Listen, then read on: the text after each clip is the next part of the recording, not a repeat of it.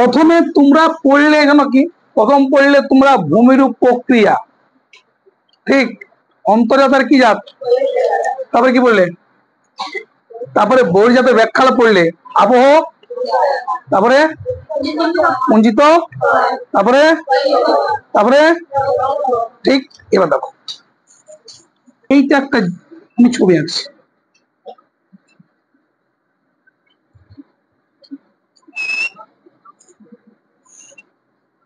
এটা কি বলে, এটা সমুদ্র, এটা কি হলো, এবার নদী ক্ষয় করছে, হ্যাঁ নদী কি করছে, তো নদী ক্ষয় করছে, তো এতটা করলো, ক্ষয়টা করে একটু, তারপরে করলে এতটা, তারপরে ক্ষয় করলে এতটা, বলো আর কি ক্ষয় করতে পারবে, তো কার সমান সমান ক্ষয় করলো, সমুদ্র পৃষ্ঠে, সমুদ্র ক্ষয় চক্রের শেষ সীমা কি বলে, সমুদ্র পদক্ষেপ। এমনি কি ক্ষয় করবে, কিরকম ক্ষয় করবে, কিরকম না করবে, ক্ষয় চক্রের শেষ সীমা কি সমুদ্র।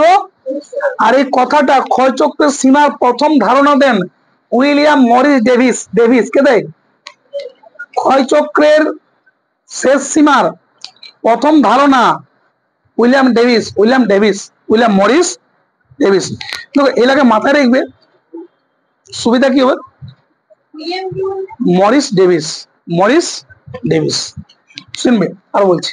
দেখো দেখো দাদা ভাইরা, এই একটা জায়গা আমি লিখলি, বুঝলে কি বললাম, এবারে এই জায়গা থেকে আমি উঁচু করলি, ঠিক, আচ্ছা এইটা কি আছে,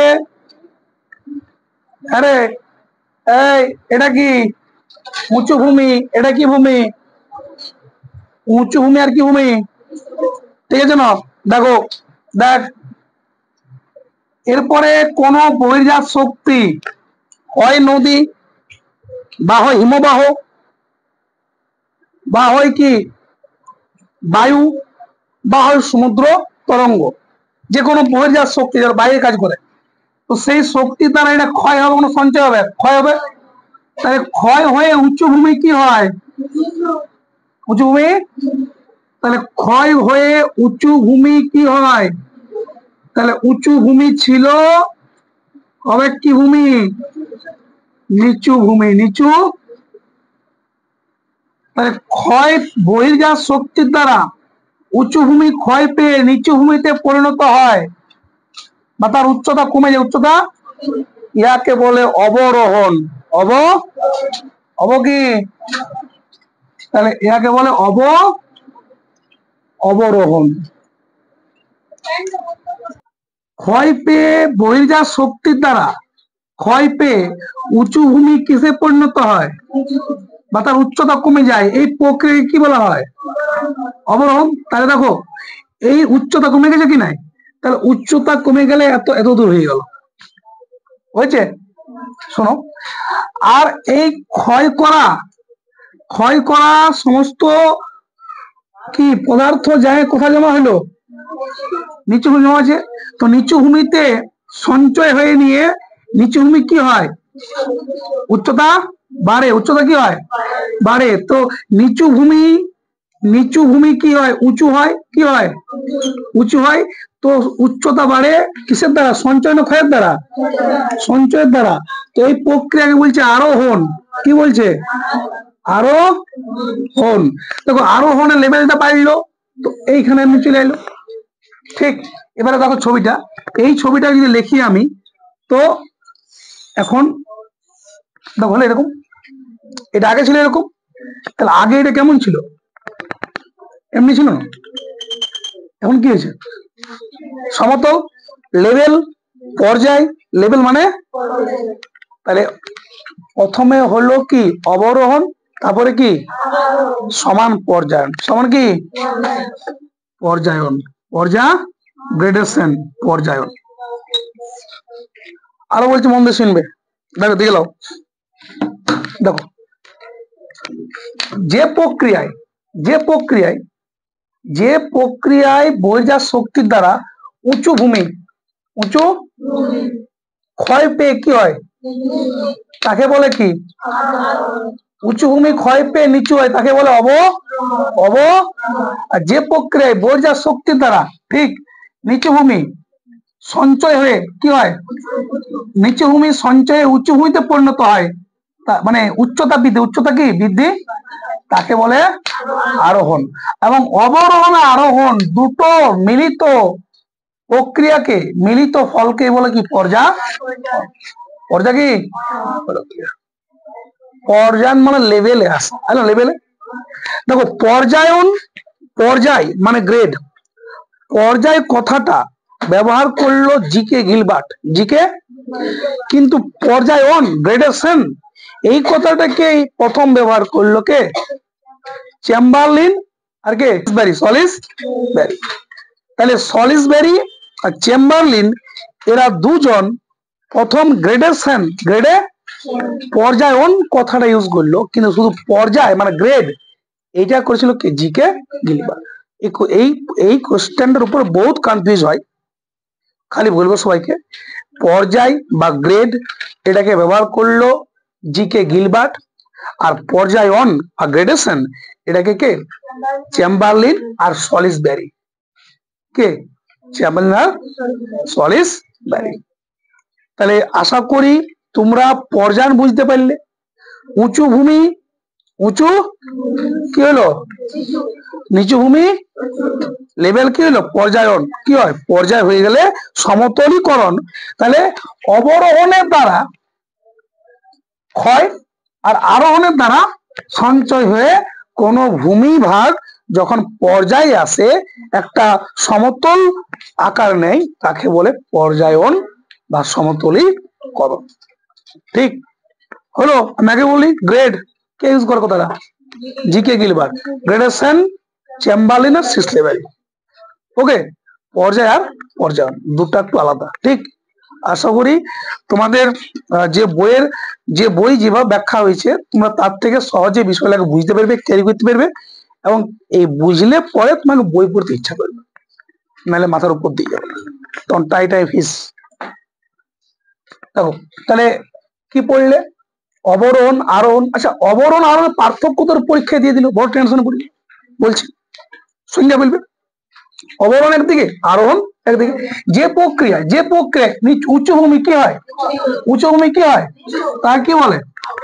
যে প্রক্রিয়া নিচু ভূমি কি হয় তার কি বলে? এই প্রক্রিয়ায় ভূমির উচ্চতা কি কমে যায়, এই প্রক্রিয়ার উচ্চতা কি বেড়ে যায়। হলো ক্লিয়ার? আর ছবি আগে হলো ক্লিয়ার? 3 নম্বর দেয় এটা কবে? এটাতে 2 এ দেয়, কত? 3 এ 2 এ কত পূর্ণ? 2 এ হলো ক্লিয়ার? এবার তুমি এটা যদি মুখস্থ করতে গেলে বাবা, আমি এটাই বললাম মুখস্থ বিদ্যার ঘোরত বিরোধী আছে তোমার। হ্যাঁ, মুখস্থ বিদ্যার কখন দরকার একটু কথা বলতে। ধর দেখা গেল অনেক বড় কোশ্চেন, তোমাকে 10 নম্বর উত্তর লিখতে হবে কম সময়ের মধ্যে, এবং খুবই সেটা গুরুত্বপূর্ণ থাকছে, তখন সেটা মুখস্থ করে দেবে। মানে কি করতে হবে? মুখস্থ করতে হবে। কিন্তু এই ছোট ছোট কোশ্চেন কেন মুখস্থ করবে? বানায় লিখবে না, 2 এর 3 এর এলে কি করতে বানাইতে পারো, বুঝলে কি বললাম? এটাকে যেমন লিখতে পারো। তাহলে পর্যায়ন পড়লে, পর্যায়ন কি বুঝতে পারলে? কোন প্রক্রিয়া? অবরোহণে ক্ষয় পেয়ে উচ্চ ভূমি কি হয়, আর আরোহণের সঞ্চয় পেয়ে নিচু ভূমি কি হয়। এভাবে ভূমিরূপ কি হয়? সমতলীকরণ কি হয়? এই পদ্ধতিকে বলো পর্যায়ন। কি বলে? কথাটি পর্যায়টা ইউজ করে জিকে গিলবার্ট, পর্যায়নটা চেম্বারলিন আর সলিসবেরি। ঠিক আছে, শোনো, এই হইল দেখ বাবু, দেখ রে, দেখতে পাচ্ছি? বলবো না, বলে রাখি কেউ এখন বললাম টুকু টুকু দেখতে পাচ্ছ?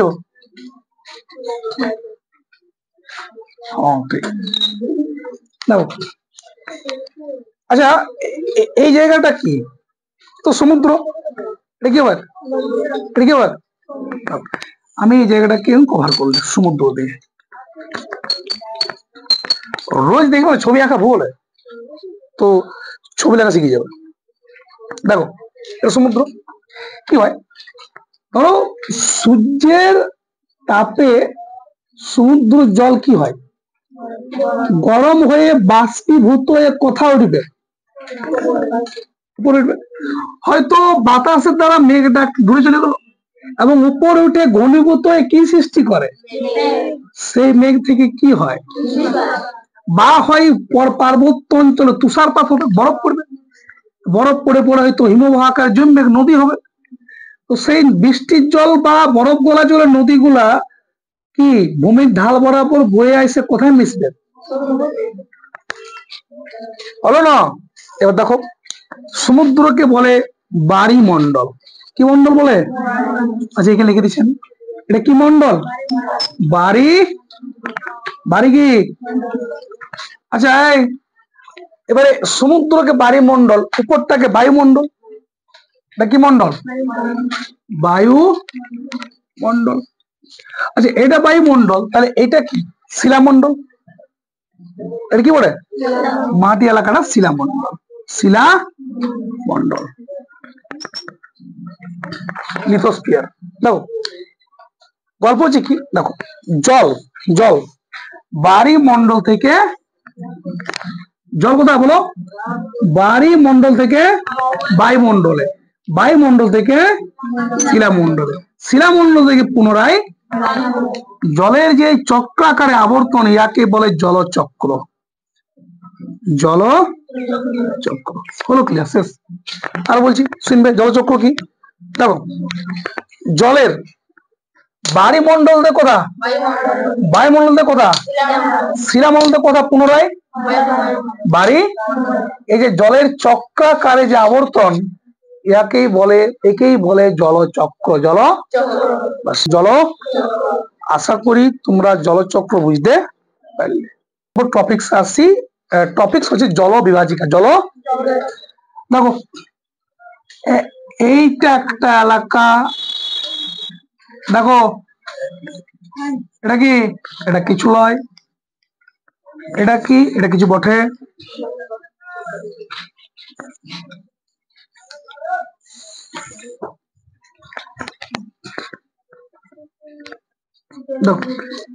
শুনবে এটা উঁচু ভূমি, এটা কি উঁচু। এবার এদিকে একটা নদী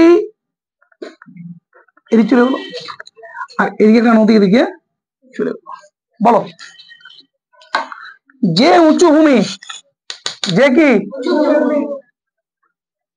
দুটি নদী ব্যবস্থাকে পৃথক করে, আলাদা করে, তাকেই বলে জল বিভাজিকা। আর বলছি যে উঁচু ভূমি দুটি নদী ব্যবস্থাকে কি করে, আলাদা করেছে, তো এটার নাম কি? জল বিভাজিকা, বিভাজিকা। বুঝলি কি বললি? আরো বলছি যে উঁচু ভূমি দুটি নদী ব্যবস্থাকে কি করে, আলাদা করে বা বিভাজিত করে, তাকে বলে জল বিভাগ। এর মন দিয়ে শুনবে। দেখো ম্যাপটা দেখো, দেখো এইটা এশিয়া মহাদেশ বটে কি নাই?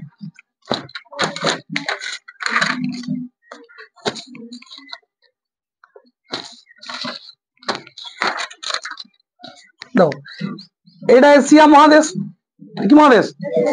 তুমি জানো এই এশিয়ার মাঝখানটা উঁচু আছে, উচ্চভূমি। তোমার নদীলা যেটা হয়, তো এই নদীলা কোন দিকে যাবে? এদিকে। আর এগুলো কোন দিকে যাবে? এদিকে। তাহলে বলো দুটা নদী ব্যবস্থাকে আলাদা করেছে কি নেই? তো শুনবে বিশ্বের সব থেকে বড়, বিশ্বের সব থেকে বড় জল বিভাজিকার নাম হচ্ছে মধ্য এশিয়ার উচ্চভূমি, এশিয়া মহাদেশের মাঝে থাকা উচ্চ, এটা সব থেকে বড় জল বিভাগ। আচ্ছা ভারতের বলতো, ভারতের সব থেকে বড় কোনটা বটে জল বিভাজিকা? দেখো বলে দিচ্ছি, তোমার রিসেন্টলি ভারতের ম্যাপ পড়ে আসছো, বলো তোমাদের কোনো অসুবিধা হবে না। দেখো এই আমি সাধারণভাবে এরকম একটা যদি ভারতের ম্যাপ লিখি, ঠিক? আচ্ছা বলো এখানে একটা পর্বত আছে, কি নাম? বিন্ধ্য। কি নাম? কি আছে এখানে? তো এইটা উঁচু আছে না এখানে, তো এদিকে সব নদী এদিকে গেছে, এদিকে কোন দিকে এসছে? দক্ষিণ দিকে এসছে। তাহলে উত্তরের নদী ব্যবস্থা আর দক্ষিণের আলাদা করলো কোন পর্বত? বিন্ধ্য পর্বতের উচ্চ। ভারতের সব থেকে বড় জল বিভাজিকা হলো বিন্ধ্য, বুঝলি কি বললাম? উত্তরের নদ নদী আর দক্ষিণের নদ নদী ব্যবস্থাকে আলাদা কে করেছে? বিন্ধ্য। বিন্ধ্য এটা ভারতের সবচেয়ে বড়। আর বিশ্বের বললাম কোনটা? মধ্য এশিয়া। কোন এশিয়া? মধ্য এশিয়ার উচ্চভূমি সব থেকে বড় জল বিভাজিকা। হলো ক্লিয়ার? তো 2 নম্বর পরীক্ষা পড়ে জল বিভাজিকা অনেকবার পড়েছে, লিখবো আমি সংজ্ঞা সিম্পল, যে উচ্চভূমি দুটি নদী ব্যবস্থাকে আলাদা করে তাকে বলে জল বিভাজিকা।